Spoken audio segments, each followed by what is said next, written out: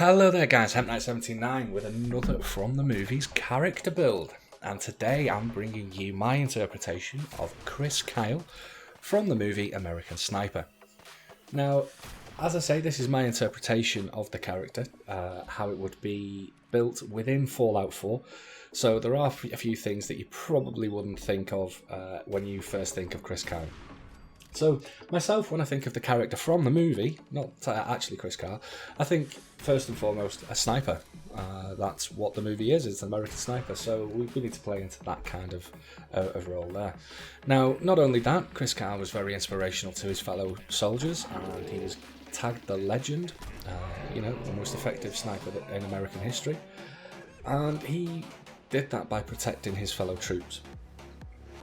And being a rock for them, really, being something that would give them a bit of assurance that there's someone looking over them, an angel on the shoulders, if you will. Now, tie that in with the fact that I also see him as a Navy SEAL as well. There's a couple of things that I'd like to point out there, and also that as a sniper, I think of mainly the sniper. That's what That's what I'm going to lock on to. Being very stealthy and being able to sneak around is sort of a crucial pickup for this one. So let's have a look at the specials that I started out with here for Chris Kyle. Now, don't forget, there's always the very early game, you can get the Perception Bobblehead, and you have the special book to boost some of these characteristics. So I went with a build with those 2 points in mind. Now, I took a strength of 1. Didn't like doing this. I didn't like taking a strength of 1 because Chris Kyle was strong. He was a very, very strong man. But there was no perks that I wanted to pick up in the strength line, so I left strength as 1. Perception of 7. Now, don't forget that's with the initial bobblehead. Very early in the game, you're going to be able to get Perception 8. Took Endurance 5. Charisma of 2, which with the special book I'll go to Charisma 3. Intelligence of 1. Agility 7. And Luck of 5. Now again, the intelligence of 1 is not to say that Chris Kyle was not an intelligent guy, it is purely down to the fact that there are no perks within the intelligence line that I want to take for this build. So, don't be ranting on that Chris Kyle was quite an intelligent guy. Yes, I appreciate that, but as far as perks go, there's nothing in intelligence that I wanted to get, so that's why we've got an intelligence of 1. Agility of 7. That's going to play into the fact that we will later on pick up an agility bobblehead for a bit further progression. So that was the initial specials there. Again, plugging into what I thought of the main characteristics of Chris Kyle. But yeah, now we'll have a quick look, and we'll have a look over the actual perks that I've taken.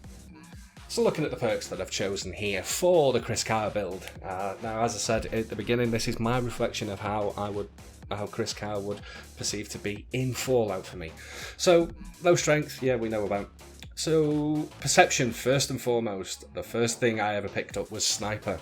Self-explanatory, really. Chris Kyle was a sniper, so this is a must-have. We then have rifleman. Again, a sniper rifle is a single-shot rifle. It's a non-automatic rifle. Any close combat stuff, I tend to use a shotgun and either a pipe rifle, combat rifle. As I upgraded, I'd use a pipe rifle or a pipe revolver rifle. All non-automatic rifles. So to be able to boost those every time that was available, I would put a point into rifleman. We have locksmith. Now, again, this is more of a utility perk. It's not really any reflection of Chris Kyle. This is one of those perks that you need in the game anyway. There's a load of safes and doors that you've got to get through, even to complete missions. Now we go to endurance. There's only one I've picked up so far in endurance, and that is Aquaboy. That's kind of a reflection of Chris Kyle being a Navy SEAL, a frogman. It just seemed fitting, really. I'd possibly pick up Toughness, Life Giver later on if I've got spare points. Again, I've survived without them, so I probably won't. Lead Belly was one that I was thinking of, more sort of towards the lines of thinking, Navy SEAL will have had survival training, will be able to get food from the wild and things like that, and he'd be able to adapt to the wasteland. Again, there's not that much food out there that this would make a benefit, so I don't know whether I'd pick that up, but it's one that I was thinking of. We're going to Charisma. Now, a lot of points. Once I'd picked up the charisma bobblehead, I then used a lot of perk points to get up to inspiration. This inspirational, it's kind of a key perk in my opinion for Chris Kyle. If you think that he was classed as the legend, you know, he inspired the Marines, he inspired the American forces in Iraq, and not only that, once he came home and he'd left the forces, he then worked very closely with army veterans that were having mental issues or troubles leaving Iraq behind, you know, so he was also helping people, and the inspiration side of things kind of plays into that. So to me, inspirational is a key perk there. I've got nothing in intelligence, really, because there's no perks that I wanted to pick up. This is not a slight to say that Chris Kyle was not an intelligent man, because he was. It's because, plain and simply, there are no perks in the intelligence line that I would like to pick up. Possibly gun nut, but again, I've survived without. There's, for gun modifications and things like that, you find that many weapons out about on raiders, on mutants, in cases, in safes, that you don't really need gun nut to be able to. It's nice to tinker your weapons, but you don't really need it. You find enough things out there. So agility, this all plays into sort of like the sniper role that I saw. First of all, we've got sneak. Harder to detect while sneaking. This means that, you know, I can sneak around, I can creep around, I'm getting more, because of this, I'm getting more, what are they called? Sneak attacks, which really helps with the sniper rifle. Sniper rifle's a high damage weapon anyway. You get the sneak attack multiplier on that, and you're able to just one-shot, headshot most mobs that are out there, and it's a really good thing to have. You take your shot, you get the caution up, give it a couple of seconds, take another shot, and they're always sneak attacks. So you just sneak attack after sneak attack after sneak attack, and you can clear out an area pretty quickly doing that. Ninja plays into that sneak attack. That's the ranged attacks do 3% normal damage. This goes all the way up to 3.5. At 33. So again, pick that up as soon as you can. So as soon as you can level a point into ninja, pop a point into ninja. I would like to get quick hands, again, because I'm playing with sniper rifles a lot. They do take a while to reload, but I'm not going to put any more perk points into agility. I'm going to be waiting until I get the agility bobblehead. Once I've got the agility bobblehead, that'll unlock quick hands for me, and I can start putting perk points into that. It's only 2 perk points, and reload, even in VATS, not that I use VATS that much, we can then go into no action point costs to reload. Now we go into the luck tree. Because it's a low intelligence character, the luck side of things is not really to say that Chris Kyle was lucky. This is more gameplay orientated for the actual game. Bloody Mess, every character, in my opinion, should have Bloody Mess. It's a flat damage increase. It goes all the way up to about 20, 50, 20, I can't remember. Let's have a look. 15, and yeah, you can explode nearby enemies as well. It's flat damage increase. You've got to pick it up. So you're going to go to intelligence. You're going to go to luck 3 anyway. So because I was low intelligence, not to be hindering the leveling potential of the character, I thought, do you know what? I'll put 5 luck in, and I will get extra experience. Now, there's been a table out there. This is a whole discussion, high intelligence or the idiot savant. There's a big discussion about this. I prefer the idiot savant because I prefer having luck.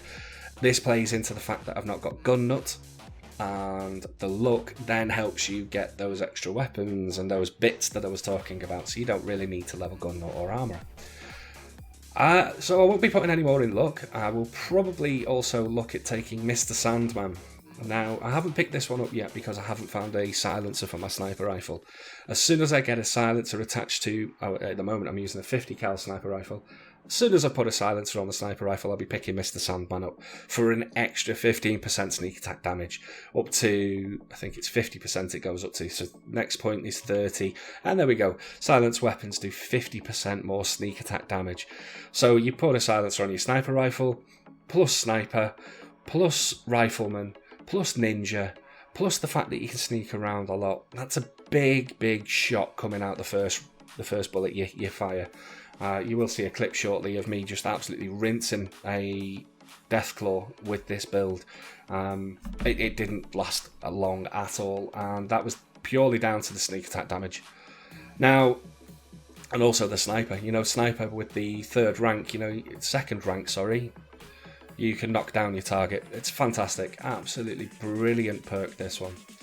Now, there are 2 perks in Perception that I may pick up later on. At the moment, I've not really found a need for them. That's why I didn't go there. But being able to use VATS on somebody that is behind cover, very, very useful. The thing is, though, I free aim a lot with this build. So because I'm free aiming a lot, I've not picked this one up. I've just not felt the need for the perk on it yet. Concentrated Fire, you get every attack on the same body part gets plus 10 accuracy. Again, because I free aim a lot, I don't really get consecutive shots. I'm popping one headshot off, but there are going to be tough enemies later on where this will probably come in quite handy for just chaining a few headshots. So it's one of these 2 are kind of perks that I'm keeping my eye on. Now, I'm at a point where most of my combat ones that are fully leveled. So once this is leveled, I'll probably put one more perk in there. I'll put some more perks. I've got one more to go in there. I'm not going to take 3 Idiot Savant. I'm going to level up this one to the next level. Carry more on me because I'm with having low strength. I'm struggling for capacity. So as soon as that's available, I will. Now, I'm going to be leveling into strength. So any spare perk points that I now have, don't forget I'm taking into consideration Mr. Sandman, possibly going to be leveling Action Boy for the quicker refresh on VATS and action points. Everything will be going into strength until strength 6, where I pick up strong back to reflect the fact that Chris Kyle was strong as an ox. I hate not having strength on this build, but I went for the combat orientated perks first, and feeling that the combat would help me get through the game and level up faster. And the way I'm role playing this is that it reflects the training that he did. When he wasn't out sniping, he was out lifting weights, as you saw in the film. You saw deadlifts being done, with some heavy weight there as well. So I'm kind of thinking of role playing it in that way. The strength comes as you progress, as you get more experienced and more through the game. That's how I'm role playing the strength. I will be picking it up, as I say, to strength 6 and then getting strong back. I will also probably be picking up Cap Collector to reflect the fact that in the movie, Chris Kyle does a lot of negotiation with people, saying, give me information on where the bad guy is and I'll give you some money. That's kind of how I see Cap Collector going in and falling in with that. Possibly also going to pick up Local Leader when I've got a few spare points, but again, I'm not sure. And as I say, with Charisma, guys, once you've picked up your initial perks, I always start off with Fortune Finder and Scrounger, coming great. And I get them as early as I can so that I progress through the game. I'm getting all the ammunition and all the caps that I can. Then pick up Idiot Savant. I tend to pick up the luck perks first, then go into Rifleman, into Sniper, into Sneak, and into Ninja. And once you've started picking all those initial perks up, start leveling up Charisma. Never take Charisma more than Charisma 7 because there is the bobblehead, and you want the bobblehead to take you to Charisma 8. So that's it. So there's the Strength bobblehead, don't forget, and then the Agility bobblehead to pick up Quick Hands. So yeah, they're the perks that I've found. It's pretty much a sniper build. So if you're planning on doing a sniper character, this is a very, very good build. I've enjoyed it thoroughly, and it is a build that I'm going to continue playing. I've really, really enjoyed this playthrough so far. I wish I'd done a build like this for my Let's Play, to be honest. So anyway, we'll have a look at some more combat and some of the weapons that I've managed to pick up. Gonna be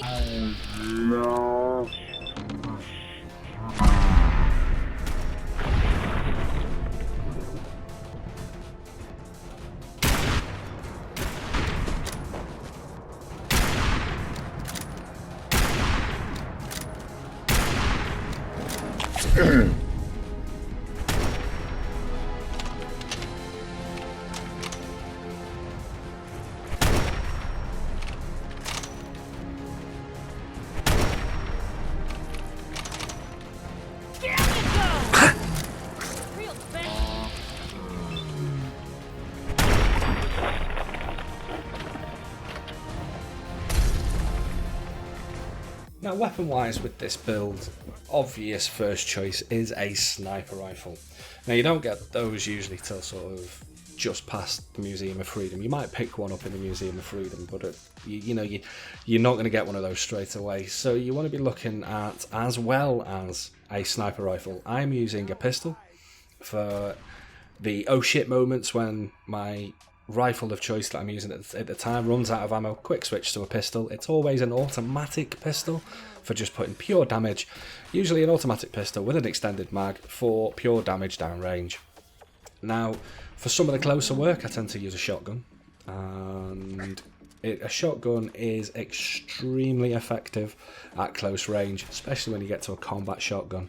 And when you get over to Covenant, there is a fantastic shotgun, legendary one there that you want to make sure you've got the money for, called Justice, and if you can pick that up as well, that's a good weapon choice.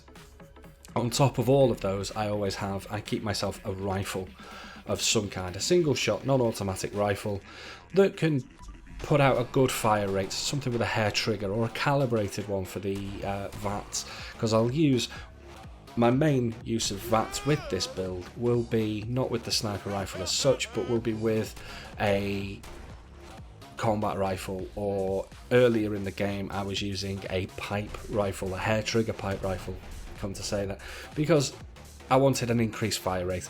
Use the sniper rifle to initiate the combat, get the good old shots in. Once everything comes close, you can still use VATS with the sniper rifle and we have some very effective shots, as you'll see in the combat here. And when things get a bit hairy, switch out, go into a fast firing single shot rifle.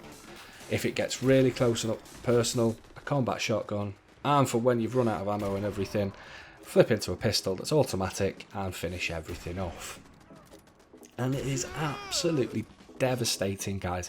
I have yet to find, well, I found one encounter that gave me a bit of an issue, mainly because it was a load of super mutants that had rocket launchers, and I was trying to snipe and they were sniping back with rocket launchers and killing me in one shot. That was the only bit of difficulty that I had, but learning the path and learning how to get around it was all part of the fun, and I got there in the end. And as I say, there's not, other than that one instance, there's not even been anything really that's given me trouble. I mean, I've shown the clip here just after the perks of the Deathclaw. Now, I want to talk about that really. That fight, I didn't even know the Deathclaw was there. I was walking along and danger flashed on the screen. I was like, oh, what is it? I looked round. Oh shit, it's a Deathclaw. Sniper, the perk sniper at rank 3 helped me out so much in that. Okay, I used a Psycho Jet to get through the encounter, but you will notice that I shoot Deathclaw, he falls over. I take another couple of shots, he falls over again, and that is the power of the sniper perk. I think it's at level 2, which is sort of like level 16, level 17 that you can pick that up, and it has a percentage chance of knocking down the target. And that perk alone, I feel, is what helped me win that encounter. And obviously, I've boosted the damage and sneak attack so much on the sniper rifle that the raw damage it was doing as well. So there we have it, guys. My Chris Kyle build. I hope you've enjoyed the build, and I hope it's one that you'll probably try out and give it a go. Even if you don't want to call it the Chris Kyle build, it is very, very good as a sniper build if you want to try a sniper rank within Fallout 4. So, as usual, in the comments section below, if you want to leave any comments of how you might have changed out the build, I'd be interested to see what your interpretations would be. And also, if there are any other movie characters that you would like to see me do, pop it in the comments section below and I'll have a look and get to work on some more characters from the movies for Fallout 4. So thank you very much for watching, guys, and I'll catch you in the next video. Bye-bye.